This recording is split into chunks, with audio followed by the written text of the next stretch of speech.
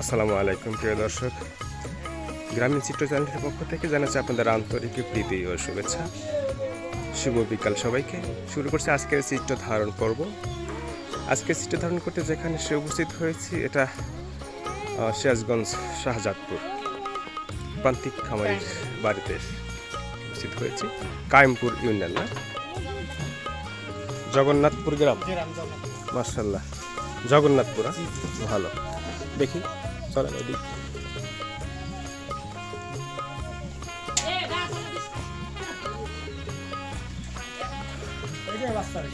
এটা না সবগুলো গাভিন গরু? হ্যাঁ, সব গাভিন আছে। দোয়াচ্ছি তার কাছে। ওপাশে ওপাশে গাভিন আছে। আসুন একটু দেখি। দোয়াচ্ছে। শুধু দেখে চলে আসুন। নবীন ভাই, তোর তো ও না, থাক থাক থাক থাক। দেখাই সমস্যা নেই। চেক গাব আছে গাভিন। আপনি কাজ করেন, কাজ করেন। সমস্যা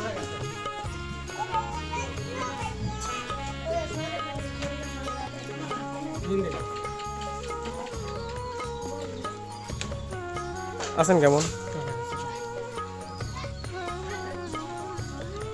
অসংখ্য গরু এখানে দেখতে পাচ্ছি। আজকে আপনাদের জানানোর জন্য চেষ্টা করব পশুপালন সম্পর্কে কিছু তথ্য সংগ্রহ করতে পারি কিনা। এখানে দুটো তিনটে দেখতে পাচ্ছি, মাশাআল্লাহ অনেক সুন্দর। প্রান্তিক খামারির বাসা এটা।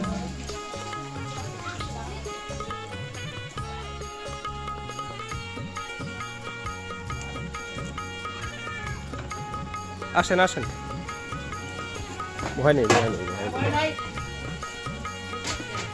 এখন তো গাবি ধোয়ালেন না? দইলাম। কয়টা ধোয়ালেন? দইলাম 5টা। এই 5টাই দইলাম। আচ্ছা, এই 5টা না? হ্যাঁ, এই 5টা। এই সাইড যারে। এক একটা গাবির এখন দুধ দিচ্ছে কত লিটার করে? এখন গড়ে আছে হলো 15 লিটার। 15 লিটার। আচ্ছা, 5-15 কত হয়? ওই মন ধরে আই মন 2 মনের উপরে হয়। আচ্ছা, কোন জাতের গরু এগুলো? সব 8টা। সব এটা 8টা? হ্যাঁ, এটা হলো করাস। এটা ক্রস। এই যে ফিজিয়ান নাকি? এই এটা ফিজিয়ান। এটা ফিজে। জাতের মধ্যে নাকি এটা বেশি ভালো? এটা জাতের না সবার না ভালো এটা। এটা হ্যাঁ, সবার উপর। তো এটা কেন রাখেন নাই? এটা কেবল খাওয়াইলাম এই মাত্র। আমি বলছি যে আপনাদের খামারে হ্যাঁ এই জাতের গরু কেন রাখেন নাই? রাখি ভুসি মুসির দাম বেশি তো একটু বিক্রি করে দিছি কম। কারণ এরাও তো ভালো, আচ্ছা। দামে ভালো, কিন্তু দুধে এইগুলি বেশি। এইগুলো হ্যাঁ, এগুলো দুধ হাত না বেশি আবার এই দামের ক্ষেত্রে এগুলো ভালো, হ্যাঁ, ভালো। আর দুধের ক্ষেত্রে এইগুলি বেশি। অস্টাল অস্টাল। সবচেয়ে বেশি ভালো। ও পাশে যেগুলো আছে ওগুলো কি? হ্যাঁ, ওগুলো ওই অস্টালি। অস্টাল না? হ্যাঁ, করা। ওগুলো তো গাবি, ওগুলো দোয়াচ্ছে না? হ্যাঁ, ওগুলো তো আচ্ছা, এখন সকাল বিকাল দিয়ে কত লিটার করে দুধ দিচ্ছেন? আমার ওই ঘরে 15 আছে। গড়ে 15 লিটার। বেশি হয় যখন কাস্তি দিয়ে এখন বেশি আদমন হয়। আমার আদমনের নিচে গরু নেই, নিম্ন আচ্ছা, আদমন। এগুলো কতদিন হলো বাচ্চা দিয়েছে? তা তো 6-7 মাস। 6 থেকে 7 মাস হলো বাচ্চা হ্যাঁ, দিয়েছে। বাচ্চা বাচ্চা কোথায় রেখেছে? বাচ্চা দিছে। একটা বাচ্চা আছে যে মনে হয় যে 4-5 মাস, আর 7 মাস 8 মাস সব বিক্রি করে দিছিল। এইটা না? হ্যাঁ, এইটা। আচ্ছা, আর বাচ্চা সব বিক্রি করে দিছে। এই যে আপনারা যে প্রান্তিক খামারের মালিক আপনারা, জি। এটা কি সেই পূর্ব থেকেই আপনারা আমরা পূর্বে থেকে ছোট পশুপালন করে হ্যাঁ, থাকেন? আগে থেকে। আপনার বাপদাদা থেকে বাপ-দাদা করে থাকেন। এখন আপনাদের লাইফে এসে হ্যাঁ, আপনারা আমাদের বাপ দাদা বাপও করে গেছে, এখন আমাদের লাইফে এইসব করতেছি আমরা সবাই। আমরা 5 ভাই। 5 ভাই কি সব একত্রিতই আছে হ্যাঁ, নাকি separate এটাই separate? এটার হ্যাঁ, এটা ব্যতীত, জমি জমা এটা নিয়ে। ব্যতীত আর যে কৃষি কাজ আছে হ্যাঁ, সেটা হ্যাঁ, কৃষিকাজ। পাশাপাশি কৃষি কাজ। হ্যাঁ, কৃষিকাজ আর হলো এই গরু বাছুর নিয়ে।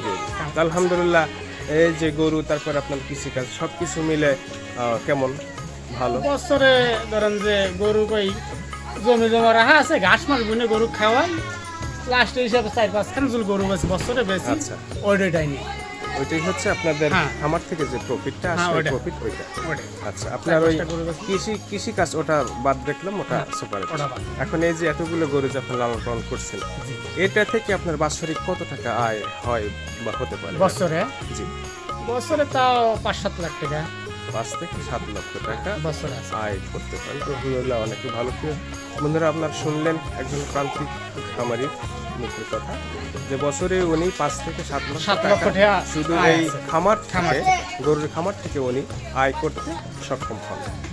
আলহামদুলিল্লাহ, অনেক ভালো। তো গরুর পর্যাপ্ত দুধ হওয়ার জন্য হ্যাঁ, কি কি দুধ। খানা পিনা দিচ্ছেন? খানা দেয় ঠিক ওই মুসুর সোয়াবিন, এদিকে আসুন। মুসুরি বসি সোয়াবিন গম সয়াবিন, ছাল। মসুর, জি আর কি? সোয়াবিন মুসুর গম ছাল আর হইলো ফিট গম ছাল আর পিঠ, এই সবগুলো একত্রিত করে খাওয়ান। পানির সাথে খাওয়াচ্ছে, এতে করে যাতে দুধ বেশি হয়। হ্যাঁ বেশি। আর কাঁচা ঘাস আছে। কাঁচা ঘাস, অনেকেই তো কাঁচা ঘাস খাওয়ায় না, বলে নাকি যে কাঁচা ঘাস খাওয়ালে পাতলা পায়খানা করে না ইত্যাদি না ইত্যাদি। পানি একটু কম আবার খাওয়ালে অনেকেই কিছু বলে হয় না। থাকে যে কাঁচা ঘাসের উপরে কোনো খাবার ঘাস নেই নেই। গরুর জন্য। কাঁচা ঘাস খের খাওয়ালে যদি হয় 10 লিটার, কাঁচা ঘাস খাওয়ালে 12 লিটার, 2 লিটার দুধ জাম করবে। ও আচ্ছা, আমরা আবার তো বসে এটাই একটু জানি। ছাড়ছে। আচ্ছা আচ্ছা, মাশাআল্লাহ অনেক সুন্দর। তো ষাঁড় গরু কেন রাখেন না? সার গরু রাখি না, ওটা ঝামেলা।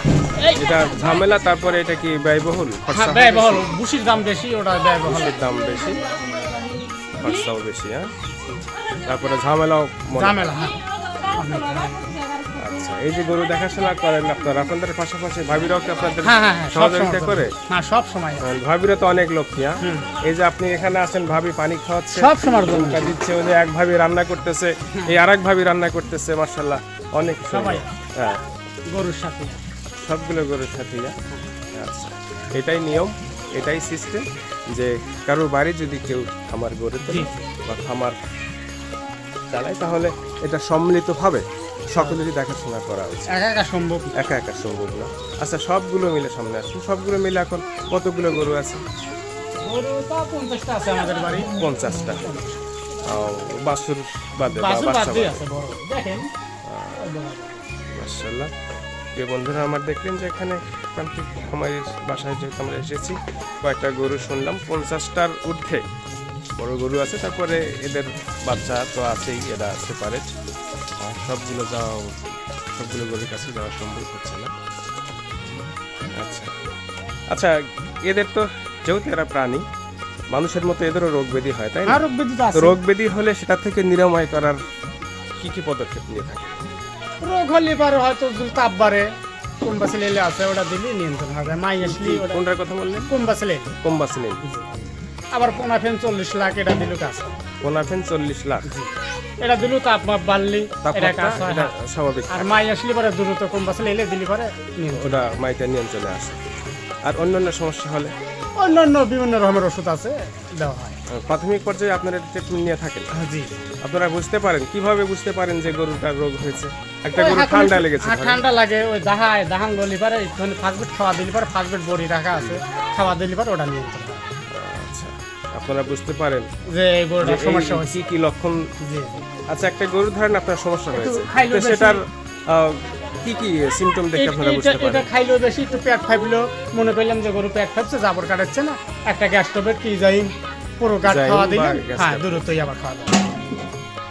আচ্ছা আচ্ছা, আর একটা গরু যদি আপনার পাতলা পায়খানা শুরু হয়, ওটার জন্য মিকুবেট আছে, মিকুবেট, ওটা এক মিকুবেট থেকে খাওয়া দিলে বা ইজাইম খাওয়া দিলেও কাজ হয়। জাইম বা মিকুবেট, মিকুবেট যখন আমাশা হয়ে যায়, ওই মিকুবেট খাওয়া দিলে ওটা কমপ্লিট। ওটা শেষ। এক ডোজ খাওয়া দিলে। আর বড় ধরনের কোনো রোগ ব্যাধি হলে সেটা ডাক্তারের হ্যাঁ, পরামর্শ ডাক্তারের অনুযায়ী পরামর্শ বা ডাক্তার এখানে আসেও তো হ্যাঁ আসে সব সময়ের জন্য, ফোন দিলে হাতে দ্রুত চলে আসে। আমাদের মালিক স্বাভাবিক ডাক্তার অবশ্যই থাকবে, 5 মিনিটে চলে যেহেতু এরাও প্রাণী, মানুষের মতো এদেরও রোগ ব্যাধি হয়ে থাকে।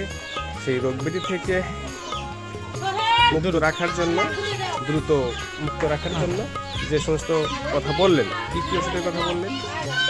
তাপ বাড়ার জন্য পোনাফেন 40 লাখ আছে, ওই ফার্স্ট আছে, আচ্ছা। এই জন্য দিয়ে। আর হয়তো একটু পেট জাম হইলো, আচ্ছা। ইজাইম আছে, পোরোঘাট আছে, এগুলি খাওয়ালে পরে নিয়ন্ত্রণ হয়। নিয়ন্ত্রণে এসে যায়। মাশাআল্লাহ। পশুপালন সম্পর্কে দেখছি আপনাদের যথেষ্ট ধ্যান ধারণা আপনাদের হয়েছে, এটাই নিয়ম। এগুলো সম্পর্কে ধ্যান ধারণা না থাকলে পশুপালন করা সম্ভব নয়। আচ্ছা, এখন যদি কেউ প্রান্তিক খামারি হতে চায় বা কেউ পশুপালন করতে চায়, তো প্রাথমিক পর্যায়ে তার কি কি পদক্ষেপ নেওয়া উচিত?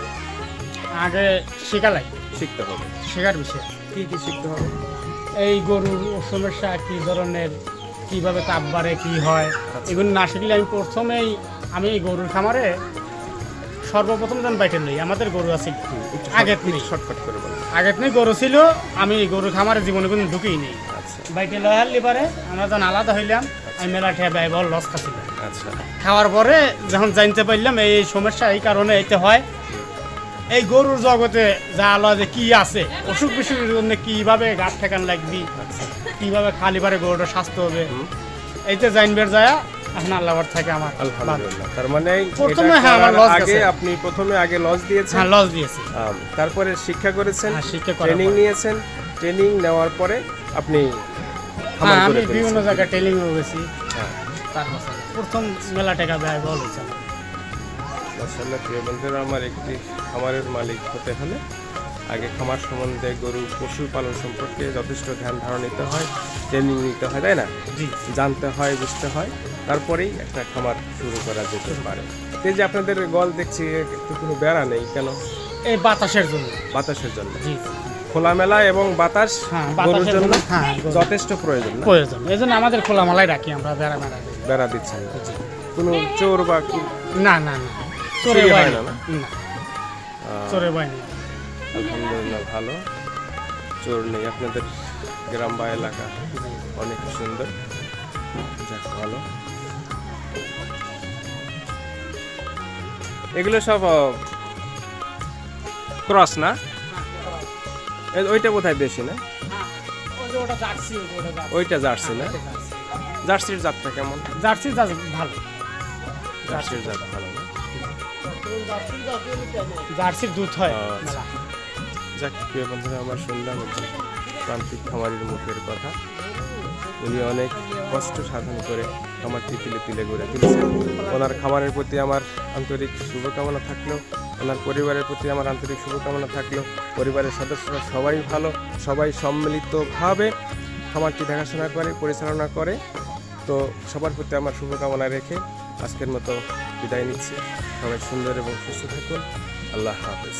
আসসালামু আলাইকুম।